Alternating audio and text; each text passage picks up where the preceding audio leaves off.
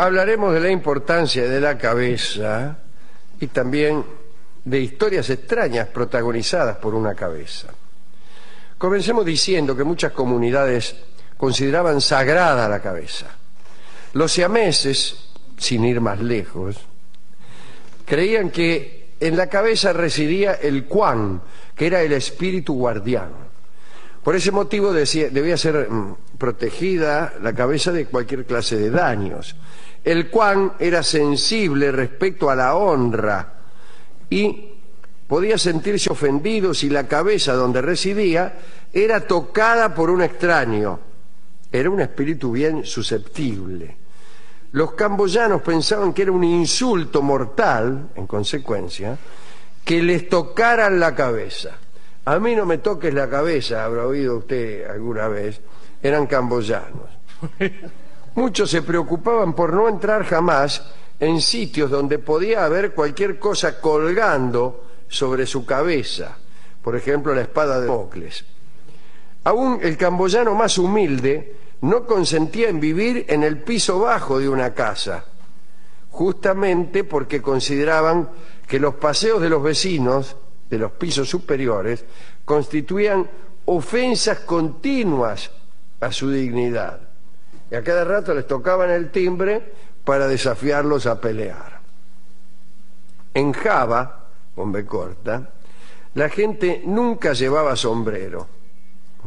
Si alguno ponía la mano sobre el marote de otro, lo mataban. Repito, lo mataban, nada de 20 años preso, lo mataban. La misma superstición existía en toda la Polinesia.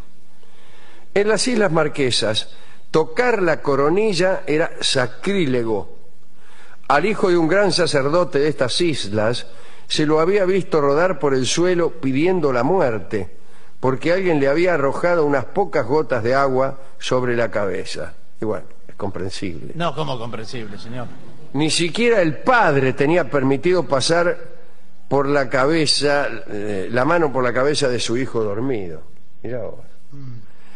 Tan sagrada, disculpe, tan sagrada era la cabeza de un jefe maorí que si él mismo se la tocaba con sus dedos, me refiero a la cabeza, debía llevárselos a la nariz y absorber la santidad que los dedos habían recogido con el toque.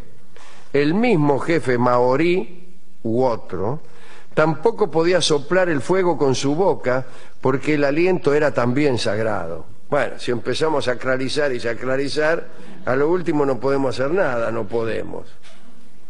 Ahora bien, si se considera la cabeza tan sagrada que no puede tocarse sin pecado, se supone que el corte de pelo tiene que ser una operación difícil y delicada.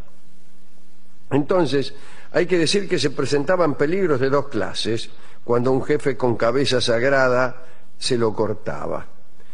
Primero, inquietar al espíritu que moraba en el pelo. Segundo, la dificultad para disponer de los pelos arrancados, ya que evidentemente también eran sagrados. Entonces, o no lo cortabas o lo guardabas en lugares sagrados, como por ejemplo cementerios. Eso es lo que hacían los polinesios, que incluso guardaban el pelo para disponer del mismo en una sucesiva reencarnación. Guárdenme en el pelo, no sea cosa que me quede pelado en la reencarnación siguiente, así y de este modo yo pueda disponer de él. Yo guardo también el pelo que me cortan en los cementerios.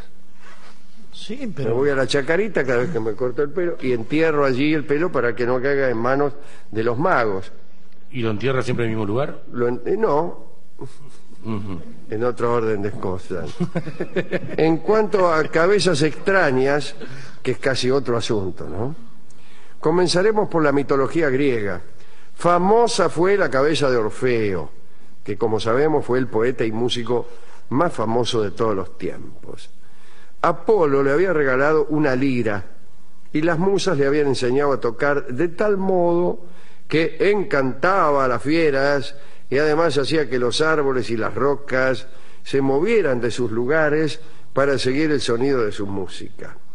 En Tracia, Algunos de los antiguos robles de la montaña están todavía en la posición de una de sus danzas. Sí, ¿no? Bueno, cuando Dioniso, el dios del vino, invadió Tracia, Orfeo parece que no le rindió los honores correspondientes e incluso enseñó otros misterios sagrados, predicó entre los hombres de aquel lugar lo pernicioso que era el homicidio en los sacrificios de los misterios de Dioniso, y el dios Dioniso se enojó e hizo que lo atacaran las Ménades, unas mujeres enloquecidas que siempre iban detrás de Dionisio, y que lo despedazaran. Bueno, estas chicas lo cortaron en pedacitos al pobre Orfeo, arrojaron la cabeza al río Ebro, Ebro con H, el Ebro sin H es el de España. Bueno, la cabeza quedó allí cantando sobre el río hasta llegar al mar. El mar la arrastró hasta la isla de Lesbos, y las musas, llorando, tomaron los pedazos de Orfeo y los enterraron en Liebetra, donde hoy en día los ruiseñores cantan más armoniosamente que en ninguna otra parte del mundo. Pero la cabeza quedó en Lesbos. Primero la atacó una serpiente, vio lo indefensa que es una cabeza sola. Por suerte apareció Apolo y transformó a la serpiente en piedra.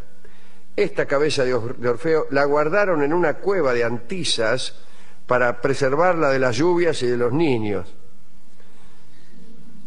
Jugarían a la pelota, me imagino. Y allí profetizaba día y noche la cabeza, hasta que Apolo se cansó, porque los oráculos que manejaba Apolo en Delfos, y también en Grineo y en Claro, habían sido abandonados por la gente que prefería oír la cabeza de Orfeo. Entonces el mismo Apolo fue hasta allá, se paró frente a la cabeza y le advirtió que terminara de jorobar, y desde aquel entonces la cabeza ya no habló más. Se recuerda también la cabeza del mítico rey de los Alisos, que se llamaba Bendigaibran, que fue aquel rey que, habiendo sido maltratada su hija, fue hasta la corte de Irlanda para rescatarla. Ahora bien, la lucha de los soldados de Bendigaibran para salvar a la hija fue vana, porque los enemigos tenían nada menos que aquel caldero mágico en el que echaban a los soldados muertos y al segundo hervor resucitaban.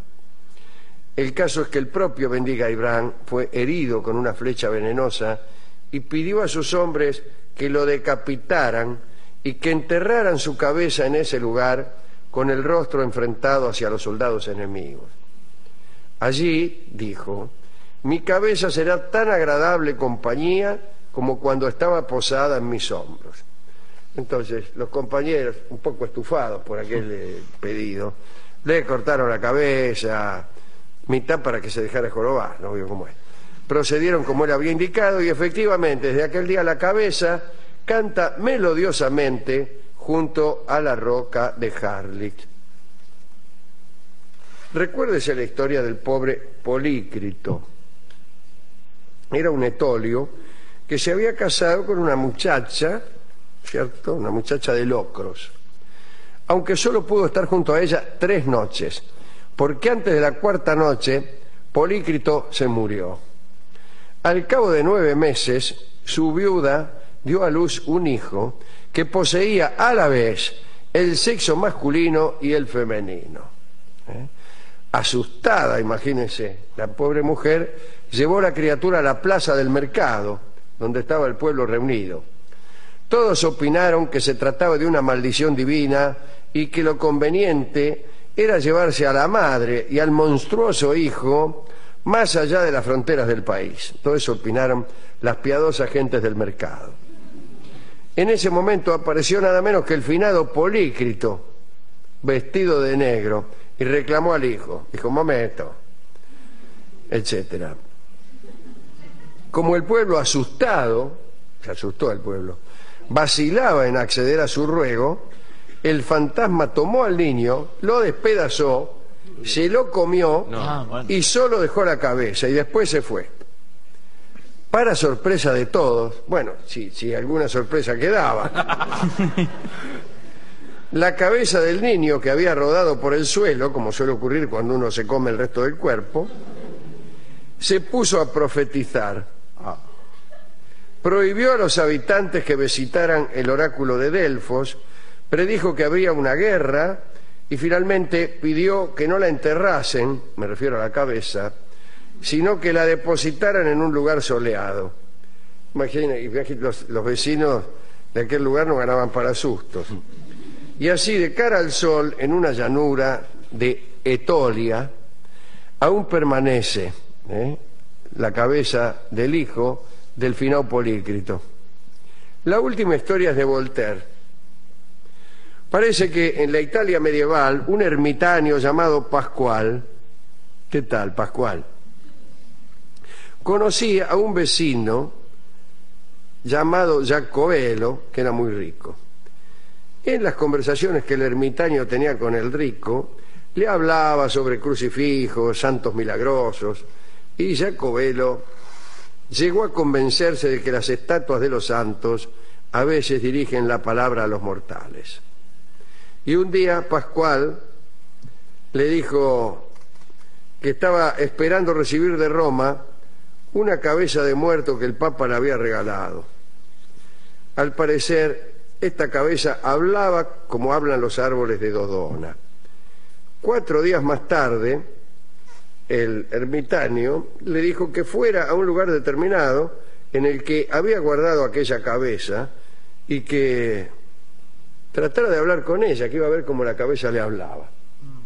Y entonces Jacobelo, el pobre Jacobelo, que era muy crédulo, fue hasta aquel lugar determinado y esperó. En realidad, el astuto Pascual había hecho pasar un tubo que se introducía en la cabeza, aquella de muerto, y él mismo era el que hablaba, oculto entre unos yuyos. Cuando Jacobelo se presentó, la cabeza le dijo: Dios trata de recompensar tu piedad. Te participo que hay un tesoro de 100.000 escudos en la mitad de tu jardín. Sin embargo, morirás repentinamente si buscas ese tesoro sin haber puesto antes ante mí una olla llena de marcos de oro en monedas de poco valor. Jacobelo hizo lo que la cabeza indicaba. Dijo: ¿qué me cuesta una cacerola llena de monedas de oro si voy a recibir 100.000 escudos? Entonces tomó la olla, la puso ahí delante de la cabeza, y cuando se alejó Jacobelo, el ermitaño tomó aquella olla y desapareció para siempre. Jacobelo nunca encontró el tesoro enterrado. Había sido víctima de un timo. Impresionante. Impresionante. ¿A quién dedicar esto? Bueno, a los pobres, a los pobres tipos que no se podían ni tocar ellos mismos la cabeza, a los peluqueros maoríes que tenían toda clase de inconvenientes para disponer del pelo de aquellos a quienes le cortaba. Hemos ido al discotecario que nos recibió enteramente pelado y dijo que él guardaba también el pelo que le cortaban porque bien podían hacerle un daño. ¿Quién? O venderlo sin darle a él comisión alguna en forma de pelucas. Sí, la fábrica de entretejidos. Sí, sí. Sí. O ¿Quién va a pelucas querer el directamente, pelucas. Se venden pelucas en Europa que están hechas con nuestros propios pelos. Yo reconocí una. Pero ¿cómo va a reconocer, Y señor? porque reconocí un pelo. Digo, ese pelo es mío, dije. Había un tipo con una peluca. Sí. Y digo, disculpe, señor, no importa, no le voy a cobrar nada. Digo, pero ese pelo, no, digo, este. ¿Cómo va a reconocer un pelo? ¿O Si yo usted? no reconozco mi propio pelo, señor. No, señor, un ¿Qué? pelo es un pelo, no. Muy Ah, bien, sí, muy bien, La verdad. José Naroski. Me agoté de la reflexión que hice.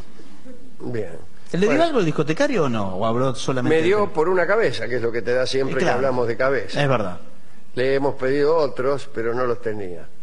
Tenía... Tenía El Otario, que es un tango que habla del tipo este que creyó lo que le decía una cabeza de muerto. Ajá. Tenía también Trenzas, Sí, que tiene mucho que ver con todo esto. pero decidió darle... Pon tu cabeza en mi hombro. Sí. Cabeza hinchada. Había de cabezas. Había mucho de cabezas. Señores, escuchamos a Carlos Gardel en Por una cabeza.